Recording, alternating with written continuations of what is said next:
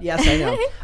The implosion of the Me Too movement in the Time's Up organization. Wait, this sounds great. That sounds great to you? Yeah, All right, go on. well, let's get into it. So it says Hollywood's most famous advocacy group is now a leaderless ghost organization undone by conflicts of interest and a straight-up conflicts while it collapsed in what might emerge to supplant it. I'm so sad.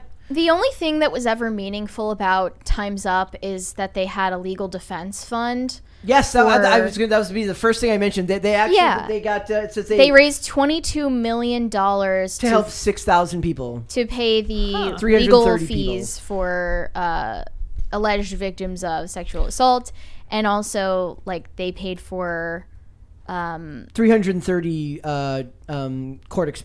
people's court expenses. You said 22 million? Yep. Yeah. 22 million. Divided by how many? That fund. Crunch those numbers real fast. Holy how many crap. people? It's valuable because it's ongoing and it operates independently of Time's Up, regardless of where their leadership ends up.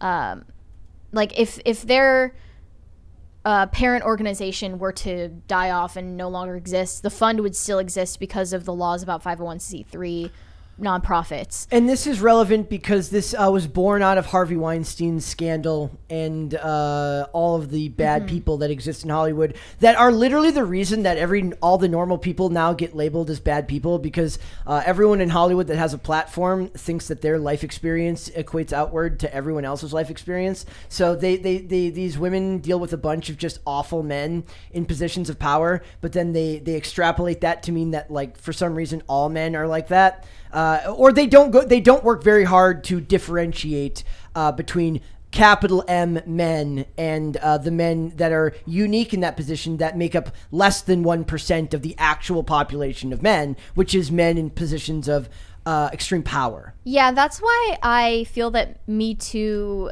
in relation to the entertainment industry, was always controlled opposition. Like, it was... At some point, people called for Me Too to cover other industries like tech, like agriculture, politics, academia, etc. They could have franchised outwards. Me Too It couldn't tech. have worked because it was always about publicity for them, and it was always about Hollywood's office politics. Yep. And them exacting revenge on people that they disliked for other reasons than them being like morally corrupt and abusive. This article leans heavily into just how cynical you would actually be if you understood how corporatized and how profit focused they were running organizations like this. They quoted Alison Turcos, who's she is an activist for sexual assault survivors. They said, you have to be able to look someone in the eye who maybe wrote you a check and say, we have to have a hard conversation. Instead, money and power took over everything, and their mission drifted into seeing how many powerful people they could get at a lunch table. That's interesting. Which happens to a lot of different activist organizations, not just Me Too. It becomes about the galas and the publicity and seeming like you're a good person. You're more attached to the image of it than the real cause. There was a group that called out the fact that they were taking lavish vacations to plan their stuff in Hawaii. Like, why do you need to go to Hawaii to? Because it's a write-off. 5 stars. Because it's a write-off. I also want to point out that it's very interesting that they talk about how power corrupted. It's very interesting that such a term as power corrupted them into doing things that weren't necessarily good. The same argument would have been made about the people that they're calling out, right? That they let the power go to their head, which led to them exploiting their power for their own benefit. What happened to them? Power corrupted them, but the men were corrupt as a result of power, and it was somehow they had the agency over it. Right, There's exactly. a differentiation. There's a difference, yeah, because ladies don't have agency. We know that. If during the height of Me Too you were aware of these corrupting influences, you probably would have predicted this would happen anyway. Like, if you watch the Golden Globes of 2018, which is I just learned on New Year's Day every year. I didn't know that. They were all joking about like what's been happening the last few months and how like no man is safe, and they're all supposed to be shaking in their seats wondering why their name is getting called. And it was endorsed by the likes of Reese Witherspoon and Oprah Winfrey, big name donors, big names, everyone dressing in black to be in solidarity in the public eye. There was also another big name attached to it named Andrew Cuomo. Do you remember him? Right. Yeah, so Whatever happened to him? Yeah, what happened to that guy? So the certain implosion, leaders in Time's Up were found to have advised Andrew Cuomo in the wake of his sexual harassment allegations. Guys, I have to remind you that he's not perverted. He's just Italian. Italian. Okay, he's Italian. It's a common mistake. It's very easy to get them confused. They advised against supporting the victims coming forward, which should have destroyed their credibility instantly. It took a little bit longer than that, but they didn't want to. Do you remember Asia Argento as well? Anthony Bourdain, the one who had the relationship with the 17-year-old boy, but said that she didn't. She said that I just paid him money because his acting career wasn't taking off, which is somehow both insulting and creepily predatory. So they proved themselves over and over to be just as corrupt as the men they were attacking, just in a different way. Actually, Asia Argento's wasn't in all that different of a way, but the board members, what was her name? Roberta Kaplan. After resigned. this scandal with Andrew Cuomo, Time's Up bleeds so many staffers and executives and board members and donors that they've come to their current point where they have no CEO. They have 3 remaining board members. They're not offering comment to any news publications because they claim they're going through a total restructuring of their organization. No financial documents with the IRS since 2020. And so I ask, what's changed? Did COVID, I mean, beyond just what the corruption, like did the public just lose interest?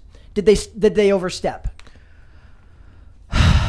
I think it's possible that they overstepped and they scared people with legitimate concerns. This is what ticks me off about this kind of thing.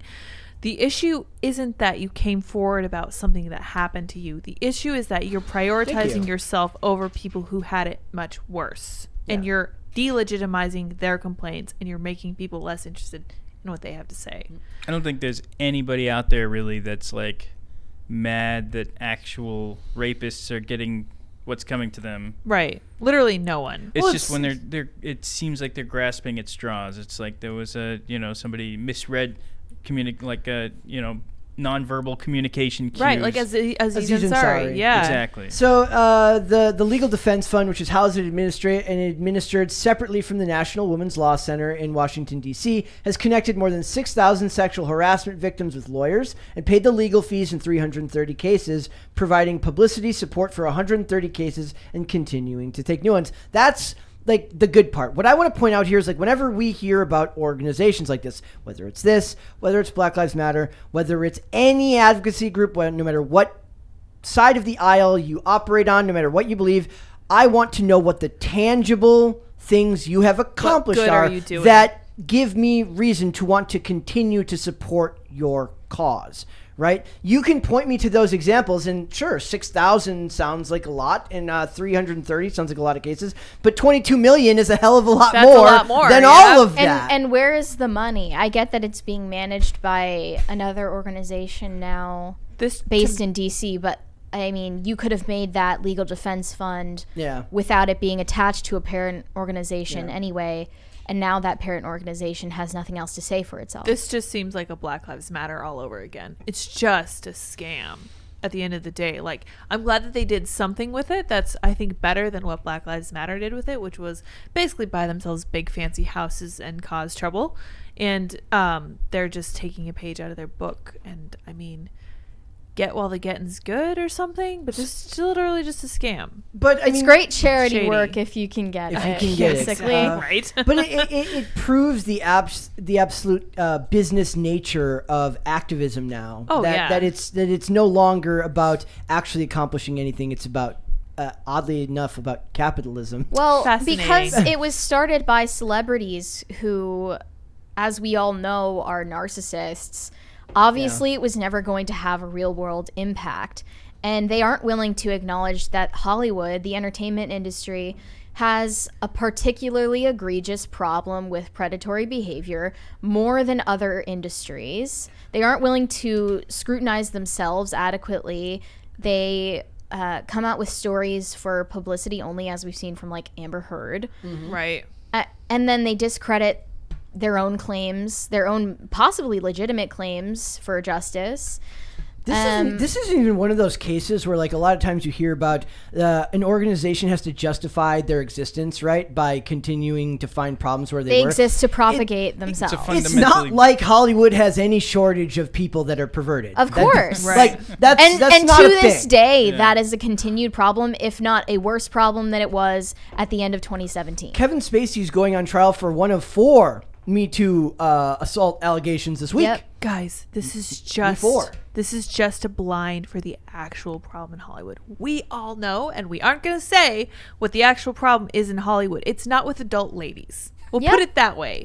It's a very That's why it was problem. controlled off. It's just it's just distraction. I think this. It was never meant to come after the real criminals in this situation. Now both are a problem, obviously. Right. I watched I watched a video a while back, and I wish I had checked it up before this. Where it was a guy who does a breakdown of a bunch of TV shows that do like child trafficking episodes and then mysteriously get canceled.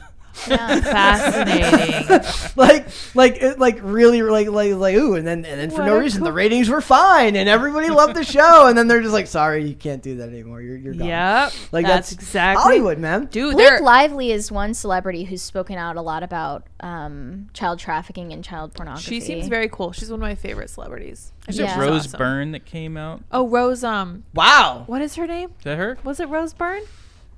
The girl from Damages. Wow. No, I don't know. Is it her? Her name's Rose. Is it McGowan. McGowan. Is she There the we one go. who? Yeah. She was like Rose part of a. Rose McGowan. You're thinking of Rose Different Byrne was Rose. the chick from Damages with Glenn Close. It's like, oh, that's a deep cut. I was like, I just Rose. stopped for No, like who in was my the one tracks. she I'm was like, in? hey, you know She this was in a cult, right? Oh, Rose McGowan? Is that No. Rose McGowan? No, She was There was a Epstein. Rose. There was No. a Rose. I There was a don't know. Rose. the one from the one that was on She came out. She was talking about Smallville. how she was in a cult and now she's coming out against. Leah Remini? Oh, Leah that Remini. one? No, that's the Scientology. Scientology cult Yeah. one. Well, Rose McGowan came out against her fellow, against Alyssa Yeah. Milano. That might be who you're thinking of. No, it was somebody who was in a cult. She was in a Okay, legitimate I cult, don't- and then Oh, she came out. She was The NM, the sex cult thing?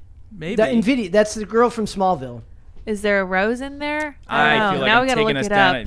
a- You're taking us down a weird path here, Maybe it wasn't Andy. a rose? What's going on? Like I a don't different know. flower. It was like a petunia. She I don't has know. like short I hair don't know. now. Oh, that was Rose McGowan. I think that's your confusion. She was in a legitimate cult. Whoever I'm talking about. Yeah, Somebody I don't know. must know. Allison Mack was the one that was in Nvidia. Okay. Maybe Chat can tell us. I will defer From the secret to Chat. world of Check the Alex. chat. Who, Mack. who, Yeah, who are Allison they Mack talking was about? in the cult. Allison Allison Mack. Mack. Yep, that's what I'm seeing. Rose McGowan. Rose being Bryce. I don't know. I can't believe you. I was like, how do you know who the hell Rose Yeah, Byrne that is? is. No, it's a name Everyone of her. should go watch Damages if you haven't seen Damages. By the way, it's fantastic. All right. So, what if we were to be charitable and to pretend like it wasn't a corrupted organization that just Sure. wanted to take I'll vacations try. on the back of female suffering? What would be a path forward for them that would actually reinstate? It might not instill confidence from us, who tend to be very cynical because we read the news all day, every day. What would be a way they could win back public interest? The fundamental difficulty with any kind of advocacy group like that is it's your, like, if you're doing it like the noble way, your job is to effectively put yourself out of the job.